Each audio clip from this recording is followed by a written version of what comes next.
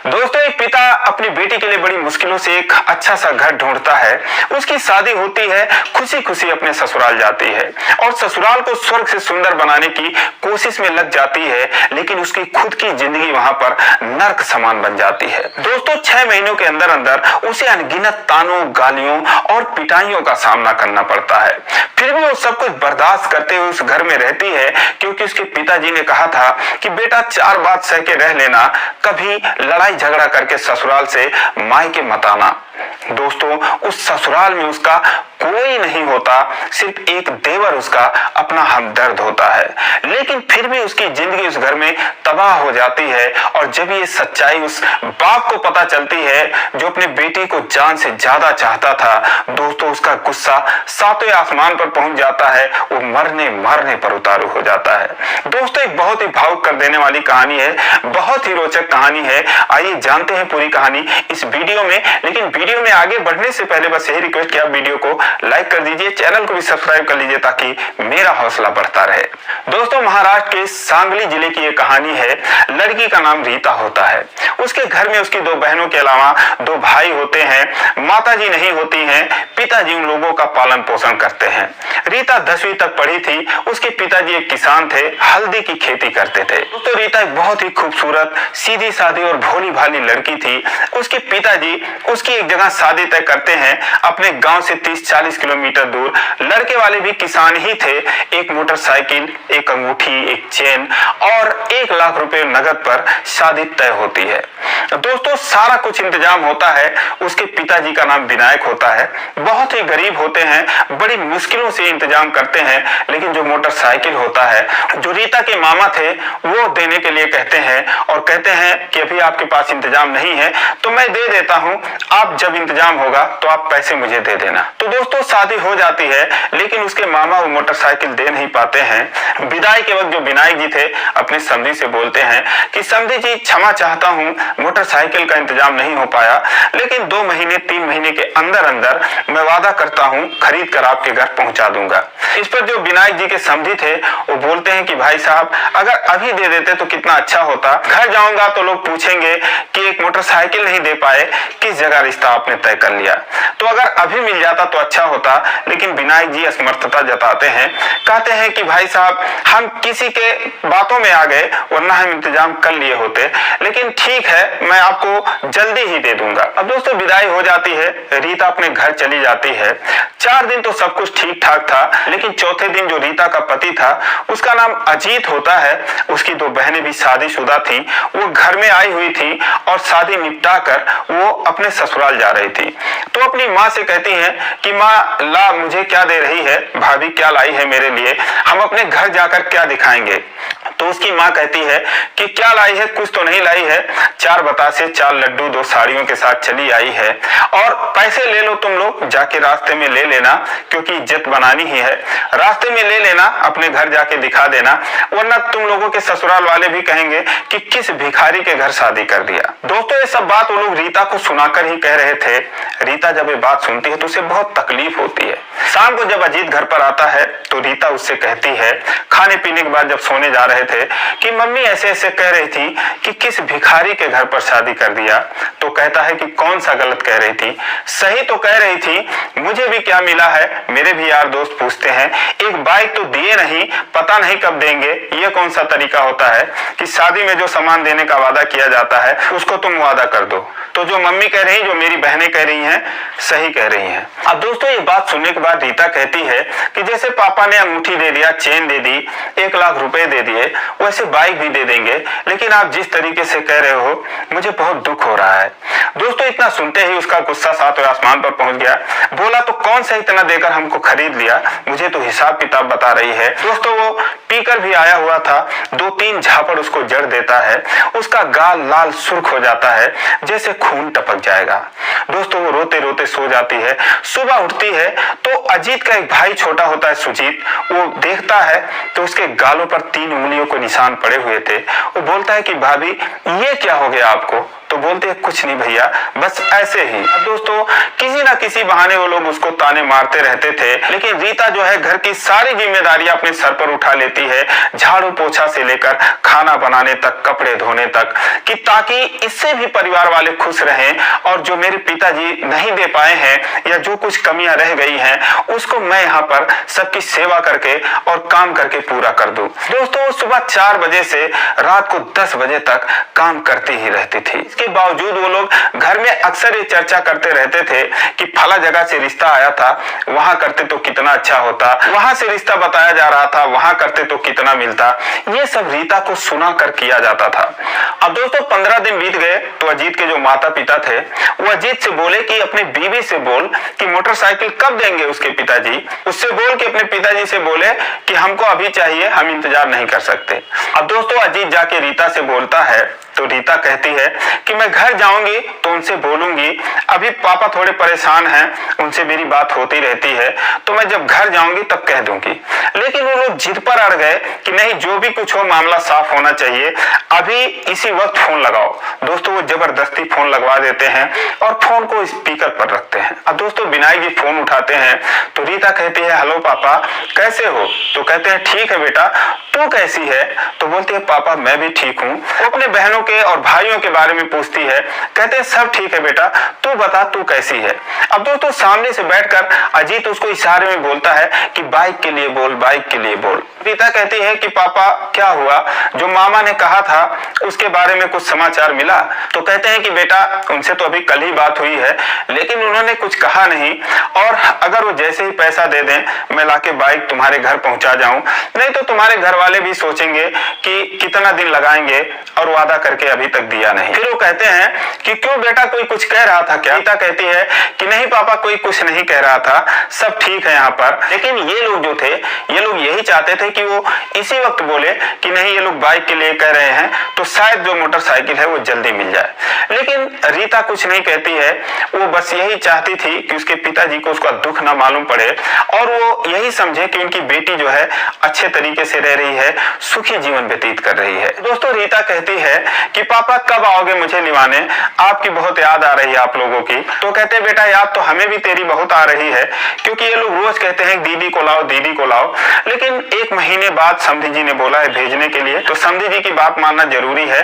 15 दिन बीत गए हैं, 15 दिन के बाद मैं आऊंगा तो तुझे लिवा कर आऊंगा। फिर रीता कहती है ठीक है पापा मैं रखती हूँ, और नमस्ते करके फोन काट देती है। लेकिन उसके फोन काटते ही वो लोग उससे लड़ाई करने लगते हैं।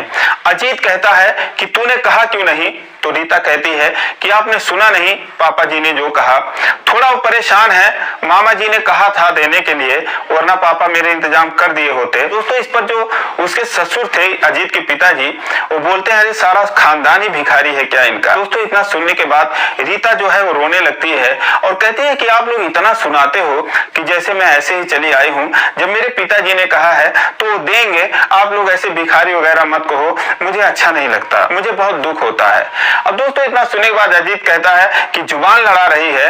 दोस्तों वो उसको मारने लगता है, जो सारा भड़ास था, सारा गुस्सा था वो उस पर उतार देता है, उसको बहुत मारता है। अब रीता चिल्लाने लगती है, रोने लगती है, उसको बचाने वाला कोई नहीं था। तभी उसका जो छोटा भाई सुजीत होता है वो आता है, बीच बचाव करता है और उसके बाद उसको रीता को बचा कर लाता है और वो कहता है तुम लोग कितने बेकार आदमी हो, आप लोगों को भाभी की मेहनत नहीं दिखती, आप लोग इस तरीके से इनको परेशान कर रहे हो, इन पर अत्याचार कर रहे हो, जब इतनी ही जरूरत है तुम लोगों को तो बाइक खरीद लो। अब दोस्तों इस पर उसकी जो माँ होती है वो भी सुजीत को 4 गाली देती है, कहती है तुझे बड़ा दर्द हो रहा है, तू ही कमा कर ले आ।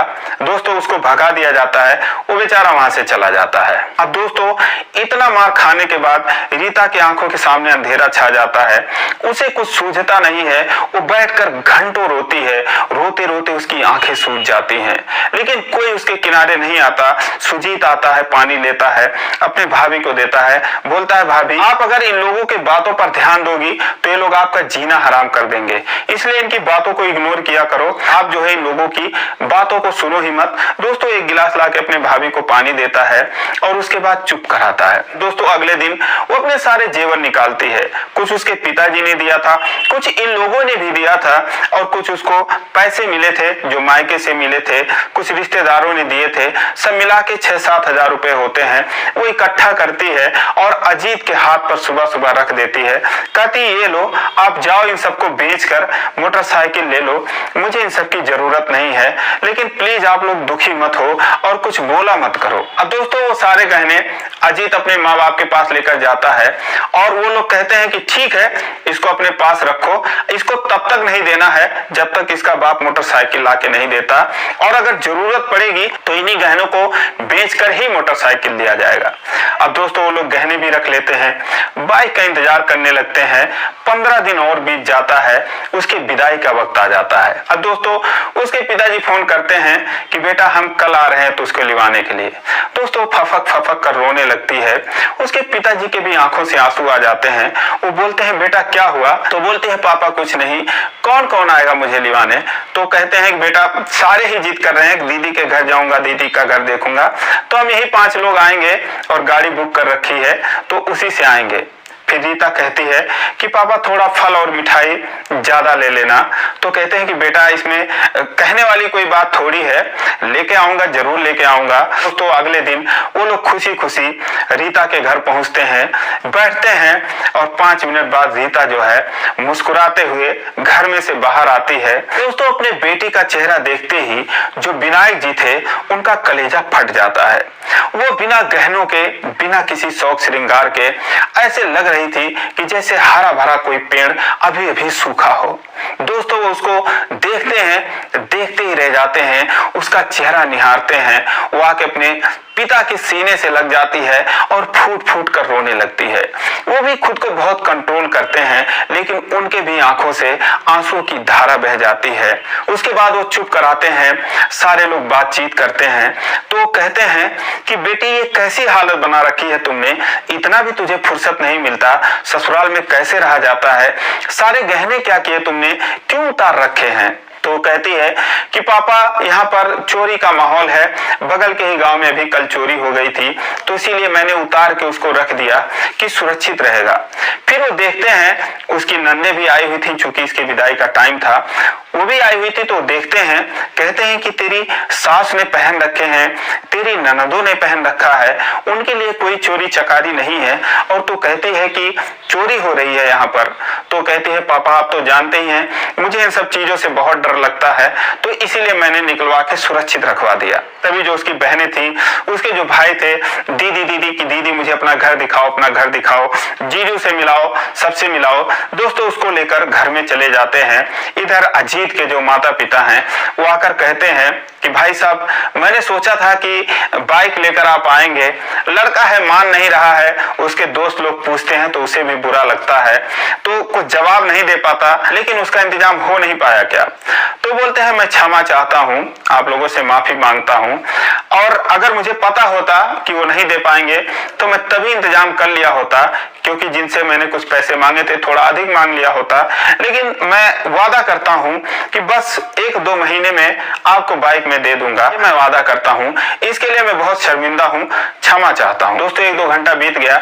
विनायक जी ने कहा कि बेटा तैयार हो जा, अब चलना है। तो कहती है पापा मैं तो तैयार ही हूं कब से, चलो चलते हैं। कहते बेटा ऐसे चलेगी, ना अंगूठी है ना माला है, कोई देखेगा क्या कहेगा? दोस्तों वो जाके अपने सास से बोलती है कि मम्मी आप दे दो मुझे पहनने के लिए, और वादा करती हूँ कि मेरे पापा जैसे ही मोटरसाइकिल देंगे मैं आपको गहने भी दे दूंगी, मुझे इसकी जरूरत नहीं रहे, लेकिन मेरे पिताजी चाहते हैं कि मैं ऐसे ना जाऊं। तो अजीत जो है वो बोलता है कि अपने पापा से बोल ज्यादा लालच ना फैलाएं, और जैसे तू है ऐसे तुझे ले जाएं, जब तक वो बाइक नहीं देंगे गहने नहीं मिलेंगे। तू नहीं बोल पा रही है तो चल मैं सामने बोल देता हूँ, और ज्यादा 3-5 करेगी तो भी 2-4 हाथ पा जाएगी, तेरा दिमाग सही हो जाएगा। अब दोस्तों रीता की जो बहन थी ये बातें सुन रही थी। रीता उससे कहती है कि देख पापा को कुछ मत बताना, ये लोग ऐसे ही हैं। आती है बाहर, कहती है पापा चलो जब इनमें आना ही है तो क्या गहने वगैरह लेके चलूं, बिना मतलब का टेंशन, वैसे भी मुझे इन सब चीजों में इंटरेस्ट नहीं है, तो चलो अभी घर चलो। हाँ दोस्तों, वो अपने बेटी को लिवाकर चले आते हैं। गरीब थे लेकिन बेवकूफ थे नहीं। उन्हें समझने में जरा भी देर नहीं लगती कि उनके बेटी का रिश्ता गलत घर में लग गया है, गलत लोगों से लग गया है। अब दोस्तों, रीता को लिवाकर वो अपने घर चले जाते हैं। धीरे धीरे 3 महीने का टाइम बीत जाता है। 3 महीने बाद ये हुआ था कि बहू को फिर आप भेज देना। 2-4 दिन बाकी थे तो एक दिन रीता जो है अपने पिताजी को सच्चाई बताती है। कहती है कि पापा, बाइक का क्या हुआ? अगर आप बाइक नहीं दोगे तो लोग गुस्सा हो जाएंगे। तो बोलने लगे कि बेटा, मुझे भी पता है कि उनकी मनसा तो पहले ही दिन से है कि उन्हें बाइक मिले, तो मैं एक काम करता हूँ। दोस्तों 10,000 रुपए का इंतजाम करते हैं और जाते हैं अपने नाम पर किस्त में बाइक निकलवा लेते हैं। और जिस दिन बात हुई थी उस दिन वो नई बाइक और रीता को लेकर उसके घर पहुंच जाते हैं। उसके बाद अपने समधी को चाबी देते हुए कहते हैं कि भाई साहब, ये बाइक जो है मैंने लोन पर ले रखी है, अपने नाम से निकाली है। जैसे मैं इसका किस्त भर दूंगा उसके बाद जो दामाद जी हैं अजीत, उनके नाम पर ये मैं ट्रांसफर कर दूंगा। उसके बाद दोस्तों वो विनती करते हैं कि मेरी बेटी बहुत भोली है, बहुत सीधी है, आप लोगों के हवाले है, आप लोग इसका ख्याल रखना, इसको जरा अच्छे से रखना। लेकिन दोस्तों बाइक मिलने के बाद उनका असली रंग सामने आता है। वो रीता को लेकर खेतों में जाने लगते हैं काम कराने के लिए। 2 भैंस भी रख देते हैं उसके जिम्मे कि दूध बिकेगा, घर में आमदनी होगी, ये मेहनत तो करती ही है, ये करती रहेगी। अब दोस्तों एक दुल्हन को जिस तरीके से रखना चाहिए उसके साथ ऐसा कुछ भी बर्ताव नहीं किया जा रहा था। जब वो सारा तामझाम देखती है, संतोष मार के मेहनती तो थी ही, काम करने लगती है और काम करते करते दोस्तों उसकी सेहत गिरने लगती है। उसके पिताजी जब भी फोन करते थे तो बस हंस के मुस्कुरा के कहती थी, पिताजी कोई दिक्कत नहीं है, सब कुछ ठीक ठाक है, मैं खुशी हूँ, सब लोग बढ़िया हैं। लेकिन उनको नहीं पता था कि उससे काम क्या लिया जा रहा है, उनकी बेटी की हालत क्या है। जब भी वो वीडियो कॉल लगाते थे वहां से हट के जाके घर में बात करने लगती थी। देखते जरूर थे कि मेरी बेटी का चेहरा कैसे बदल जा रहा है, लेकिन वो यही सोचते थे क्या पता वहां का खान पान, वहां का पानी उसे सूट ना कर रहा हो। लेकिन दोस्तों ज्यादा काम करने की वजह से, टाइम से खाना ना पाने की वजह से कोई केयर नहीं कर रहा था उसका, तो इसलिए उसकी तबीयत खराब हो जाती है। और जब तबीयत खराब हो जाती है, कमजोर हो जाती है, और उसके पिताजी एक दिन फोन करते हैं तो खांस खांस के बात कर रही थी। वो घबरा जाते हैं, बोलते हैं कि बेटा तुझे खांसी आ रही है, तेरी तबीयत को क्या हुआ? तो कहती है कि पापा कुछ नहीं, बस ऐसे ही जुकाम हो गया था। लेकिन उनका मन नहीं मानता। फिर शाम को फोन करते हैं, फिर अगले दिन फोन करते हैं। तभी जो उसकी एक बहन थी वो कहती है कि पापा जो दीदी का घर है वो बिल्कुल अच्छा नहीं है, और उस दिन मेरे सामने ऐसी ऐसी बातें हुई थी। जब वो सुनते हैं विनायक जी तो 3-4 दिन के बाद एक दिन अचानक से वो घर पर पहुंच जाते हैं। रीता बुखार से तप रही थी, लेकिन जो जानवरों का घर था वो घर साफ कर रही थी। जब वो अपने पिता को देखती है तो सन्न रह जाती है कि अचानक से पापा बिना बताए कैसे आ गए। वो हैरान रह जाती है अपने पापा को देखकर।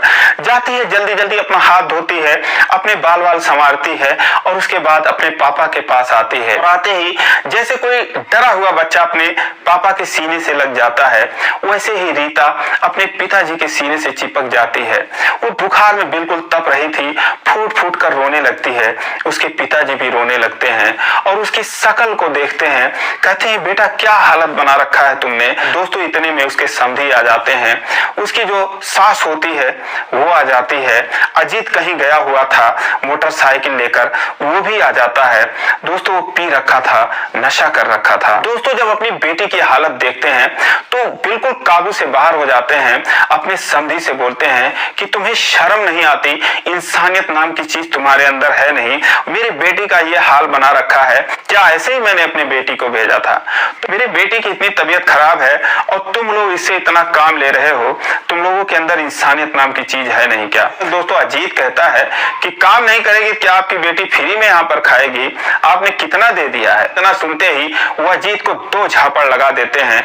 अजीत वहीं पर गिर जाता है। रीता कहती है कि पापा ये आप क्या कर रहे हो? इतने में सुजीत आ जाता है, बोलता है अंकल आप भाभी को लेकर अपने घर चले जाओ, ये लोग बहुत जालिम हैं। दोस्तों रीता को उसी हालत में वहां से बाइक पर बिठाते हैं और अपने घर लेकर चले आते हैं। रास्ते में ही वो डॉक्टर को दिखाते हैं। रीता 10-15 दिन घर पे आराम करती है और कुछ बेहतर स्थिति में होती है। उसके बाद 15 दिन बाद वो जाते हैं डिस्ट्रिक्ट कोर्ट। एक वकील साहब थे, उनसे मिलते हैं, सारी कहानी बताते हैं। वो कहते हैं कि मेरी बेटी इतनी सीधी साधी, इतनी भोली, और वो लोग जो है इसकी जिंदगी को नरक बना दिए। जो जो उन लोगों ने कहा मैंने सब कुछ दिया, लेकिन मेरी बेटी सहती रही। कैसे भी करके उन लोगों ने जो मेरे बेटी के साथ किया है मैं माफ नहीं कर सकता। उन लोगों को मुझे सजा दिलवानी है। तो वकील साहब रीता को देखते हैं, उसकी मासूमियत को देखते हैं, पूछते हैं कि बेटा तुमने पढ़ाई नहीं की है क्या? तो बोलती है मैं 10वीं तक पढ़ी हूँ। तो बोलते हैं फिर भी तुम्हें अपने अधिकार के लिए उस घर में लड़ना चाहिए था। तुम्हारे ऊपर वो लोग इतना ज्यादती करते रहे, तुमने कुछ बोला नहीं। 4-6 महीनों तक तो कोई अपने बहू से खाना तक नहीं बनवाता है और वो तुमसे इतना सब काम ले रहे थे। अब दोस्तों मुंशी जी से कहते हैं कि मुंशी जी देखिए यही होता है, एक मेरी बहू थी, उसने हम लोगों को त्रस्त कर दिया। मेरा सीधा साधा बेटा था, उसका जीना हराम कर दिया। उसको मारने की धमकी देती थी, मरवा देने की धमकी देती थी। किसी तरीके से हमने 20 लाख रुपए देकर उससे अपना पीछा छुड़वाया, उससे तलाक दिलवाया। और एक ये है देखो, इतनी सीधी साधी, घर में इतना सारा काम करते हुए भी इसको चैन से लोग रहने नहीं दे रहे थे। बताओ, यही है, सीधों का तो कोई जमाना ही नहीं है। फिर वकील साहब कहते हैं कि देखो आपकी जो बेटी है बहुत भोली भाली है, बहुत सीधी है, बहुत समझदार है। अगर आप मुकदमा करते हो दहेज उत्पीड़न का, जैसा कि उन लोगों ने किया है, उन लोगों ने जो घरेलू हिंसा किया है, इन सब चीजों का अगर मुकदमा करते हो और अगर ये सोचते हो कि मुझे इंसाफ मिल जाए तो 5, 10, 15, 20 साल लग जाएंगे, कोई ठिकाना नहीं है कब न्याय होगा। तो विनायक जी बोलते हैं कि बताइए साहब मैं क्या करूं? तो बोलते हैं एक काम करो, आप उन लोगों से सुलह समझौता करवा लो, उनसे संबंध तुड़वा लो और अपनी बेटी की कहीं पर शादी कर दो। तो विनायक जी बोलते हैं कि वकील साहब उस नरक में तो अब मैं अपने बेटी को सपने में भी नहीं भेजूंगा, इसकी शादी तो मैं कहीं और ही करूंगा, लेकिन मुझे सजा दिलवाना है उन लोगों को। अब दोस्तों वकील साहब फोन करते हैं, एक दूसरा वकील आता है, उससे कहते हैं कि देखो ये बहुत परेशान है, पहले तो इनको चाय नाश्ता करवाओ और उसके बाद जरा इन लोगों का फोटो खिंचवा कर लाओ। दोस्तों उन्हीं का बेटा होता है, उसका नाम संजय होता है। तो बोलता है पापा ये सामने रहा फोटो वाला अभी 2 मिनट में फोटो बनाकर दे देगा और मुझे साथ में जाने की क्या जरूरत है? तो बोलते बेटा समझा करो, बहुत परेशान है, जान पहचान के लोग हैं, जाओ चाय पानी पिलवा कर लाओ। उनका जो बेटा था उन लोगों को लेकर कहता है कि चलिए। अब दोस्तों जब लोग चले जाते हैं तो मुंशी जी वकील साहब से कहते हैं कि साहब ये लोग कौन है? तो कहते हैं मुंशी जी ये जो लड़की है मुझे बहुत प्यारी लग रही है, बहुत भोली लग रही है, और आपको कैसी लग रही है? तो मुंशी जी कहते हैं कि आप जो कह रहे हो बिल्कुल सही कह रहे हो, बहुत ही अच्छी लड़की है। बताओ दिल की इतनी अच्छी है, उसके ऊपर इतना अत्याचार, इतनी खूबसूरत है, पढ़ी लिखी भी है। तो कहते हैं कि बस मुंशी जी यही समझ लो कि कैसे भी करके मैं संजय से इसकी शादी करवाऊंगा। अब जब मुंशी जी सुनते हैं चौंक जाते हैं, बोलते हैं कि साहब कहाँ आप लोग और कहाँ ये लोग? कहते हैं इसमें कोई हम लोग वो लोग नहीं है, ये हमारी बिरादरी के हैं। देखो मेरा बेटा भी तलाकशुदा है, कोई फ्रेश लड़की से शादी करेंगे तो वो भी वैसे ताना मारती रहेगी, और ये जो रीता है मुझे लगता है कि मेरा बेटा इसके साथ जीवन भर सुखी रहेगा और ये भी हमारे घर में सुखी रहेगी, तो हम लोग भी सुखी रहेंगे। अब मुंशी जी हंसने लगते हैं, कहते हैं साहब मान गए आपको, लेकिन अभी बहुत जल्दी आप ये खिचड़ी पका रहे हो, अभी तो लड़की करेगी कि नहीं करेगी, संजय भैया करेंगे कि नहीं करेंगे। वो बोले संजय तो कर लेगा, मुझे पता है संजय समझदार है।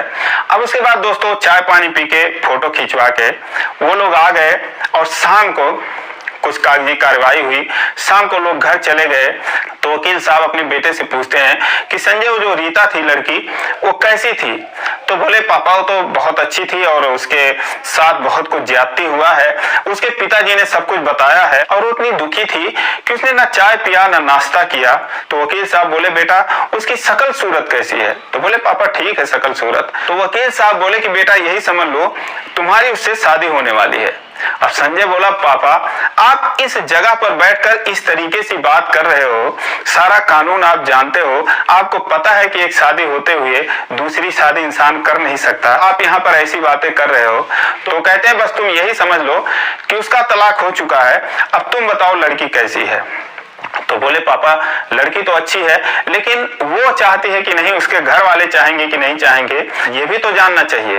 तो बोलते हाँ बेटा, बात तो तुम सही कह रहे हो। अब दोस्तों जो वकील साहब थे, वो जो रीता के ससुराल वाले थे, उनको कोर्ट तक घसीट लाए, मारपीट का तमाम उनके ऊपर केस उन्होंने लगवा दिया। वो लोग गिड़गिड़ाते रहे, बिलबिलाते रहे। तो उन्होंने बोला कि एक ही शर्त पे तुम लोगों को छोड़ूंगा कि जो तुमने सोना लिया है, जो बाइक लिया है, वो इस लड़की को दे दो और समझौता करके अपना संबंध इससे तोड़ लो, वरना भैया तुम लोगों को तो जेल जाना पड़ेगा। दोस्तों लोग डर जाते हैं, वो कहते हैं साहब हमको मंजूर है। इधर 5-6 महीनों में रीता और उसके पिताजी बराबर कचहरी आते रहे। केस फाइनल हो गया तो जो विनायक जी थे वो हमेशा पूछते थे सर आपकी फीस क्या है, फीस क्या है।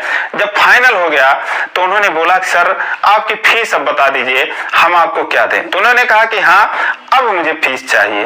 ये जो मैंने केस लड़ा है विनायक जी, इसमें कुछ मेरा भी स्वार्थ था। तो उन्होंने कहा कि ये जो आपकी बेटी है ये हमको पसंद है और मेरे बेटे को तो आप ही देख ही रहे हो, मैं इसे अपनी बहू बनाना चाहता हूँ। अब दोस्तों इतना सुनते ही जो विनायक जी थे उनकी आंखें भर आईं। उन्होंने बोला अपने बेटे से पूछ लीजिए, अपने घर वालों से पूछ लीजिए, मुझे तो कोई दिक्कत नहीं है, मेरी बेटी भी मान जाएगी।